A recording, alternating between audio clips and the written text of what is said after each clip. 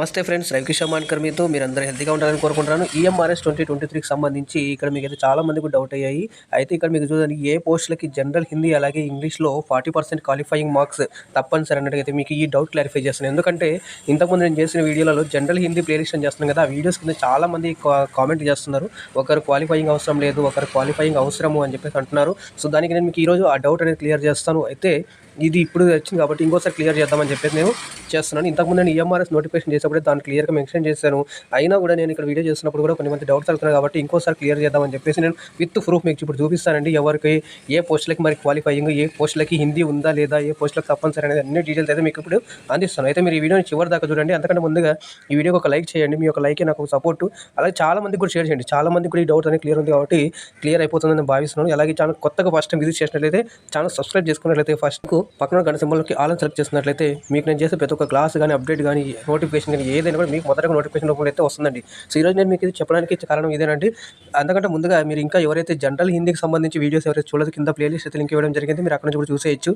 అలాగే regional language Telugu కూడా video అయితే చేయడం జరిగింది. అది కూడా మీరు చూడొచ్చు. ఎలా వస్తుంది ప్యాటర్న్ అనేది కూడా ఇంకా ఎవరైతే చూడదు అవన్నీ అక్కడ నుంచి చూసేయచ్చు. సో ఇక లేట్ చేయకుండా మనం ఈరోజు చూద్దాం మరి ఏ పోస్టులకి జనరల్ హిందీ అలాగే ఇంగ్లీష్ క్వాలిఫైయింగ్ తప్పనిసరి. అంటే ఇది క్వాలిఫై అయితేనే మీరు మీ యొక్క టోటల్ పేపర్ అనేది ఇవాల్యుయేషన్ జరుగుతుంది, లేదా అసలు జరగదని చెప్పి చెప్పడం అయితే జరిగింది. నేను ఇంపార్టెంట్ విషయం అండి ఏందనేది ఇక్కడ మీకు చూసినట్లయితే ఇక్కడ మీరు చూడండి. ఇక్కడ ఫస్ట్ చూసినట్లయితే మనం టీజీటీస్కి పేపర్ ఇలా ఉంది. నేను మీకు స్క్రీన్ షాట్ తీసాను. స్క్రీన్ షాట్ తీసేసి చెప్తున్నాను మీకు. ఇప్పుడు ఈ స్క్రీన్ షాట్ ఇక్కడ చూసినట్లయితే మనకి ఎగ్జామ్ ప్యాటర్న్ ఇచ్చారు కదా. టోటల్ మనకు 120 మార్క్స్ అయితే ఉంది.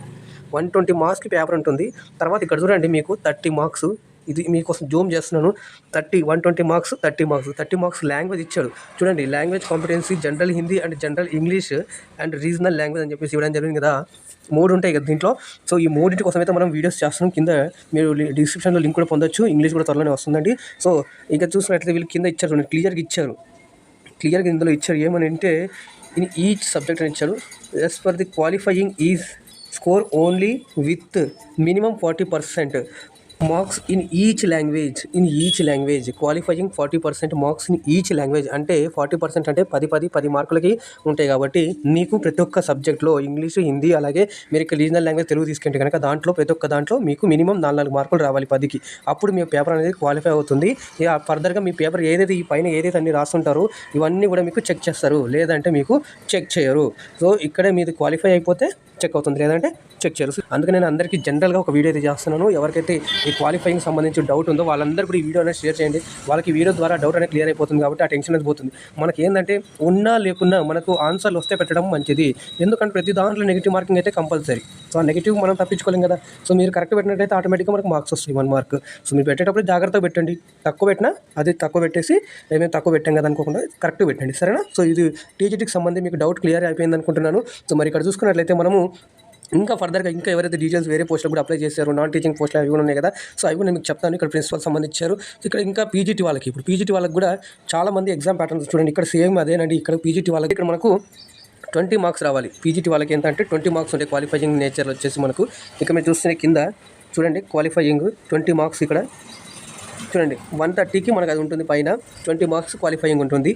ఇది 20 మార్క్స్ కూడా వీళ్ళు కూడా సేమ్ అదే అంటున్నారు. చూడండి 40% మార్క్స్ ఇన్ ఈచ్ లాంగ్వేజ్ అని చెప్పేసి దెన్ ఓన్లీ అని చెప్పేసి ఇక్కడ వీళ్ళు పార్ట్ 1 నుంచి 5 వరకు అనేది మీ యొక్క పేపర్ అనేది ఇవాల్యుయేషన్ అవుతుంది లేదా కాదని చెప్పేసి చెప్తున్నారు. దీన్ని బట్టి మీ యొక్క ప్రిపరేషన్ అనేది చేయండి. దీన్ని బట్టి మీరైతే మంచిగా చేస్తారని ఆశిస్తున్నాను. సో పీజీటీలో కూడా సేమ్ అదేనండి. సో ఇప్పుడు మనం చూసుకున్నాం కదా, టీజీటీస్ ప్లస్ పీజీటీలో మనకు 40% కంపల్సరీ. మరి ఇంకా ఏ పోస్టులో ఏమైనా ఉన్నాయా అని చూసుకున్నట్లయితే మనము కింద ఇక్కడ చూస్తున్నట్లయితే మనకు ఇక్కడ చూడండి అకౌంటెంట్, అలాగే lab attendant, junior secretariat assistant, ఇవైతే పోస్టులు ఉన్నాయో ఇవన్నిటికైతే మనకు అన్నిట్లో అయితే జనరల్ హిందీ అయితే పక్కా ఉంది. జనరల్ హిందీ అనేది పక్కా రాయాల్సిందే. జనరల్ ఇంగ్లీష్ కూడా ఉంటుంది.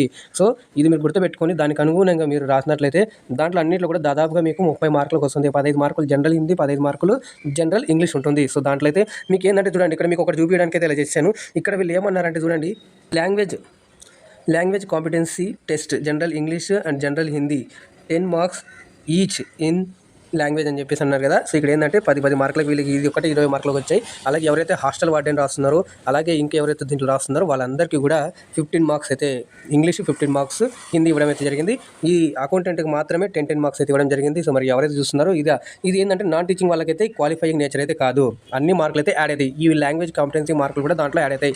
కాకపోతే ఎవరైతే పీజీటీ టీజీటీలో చేశారో అక్కడ మాత్రం లాంగ్వేజ్ కాంపిటెన్సీ మాత్రం మీకు జస్ట్ చెక్ చేయడానికి క్వాలిఫైయింగ్ పార్ట్కి మాత్రమే, అవి మీకు ఫైనల్ దాంట్లో మెరిట్లో యాడ్ కావు. సో ఇది గుర్తుపెట్టుకుంటారు అనుకుంటాను. మీ డౌట్స్ ఇప్పుడు క్లియర్ అయిపోయాయి అనుకుంటున్నాను. సో ఇంకా ఇప్పటివరకు అయితే ఎవరైతే లైక్ చేయలేదో లైక్ చేయండి, అలాగే ఈ వీడియోని షేర్ చేయండి. ఇంకా ఎవరైతే ఫస్ట్ టైం విజిట్ చేస్తారో ఛానల్ని సబ్స్క్రైబ్ చేసుకున్నట్లయితే మీకు నేను చేసే ప్రతి ఒక్క వీడియోస్ కూడా మీకు మొదటి నోటిఫికేషన్ రూపంలో అయితే వస్తున్నాయండి. మీరు నన్ను టెలిగ్రామ్, ఫేస్బుక్లో ఫాలో అవుతూ దానికి సంబంధించిన లింక్స్ కింద డిస్క్రిప్షన్ బాక్స్లో అయితే ఇవ్వడం జరిగింది.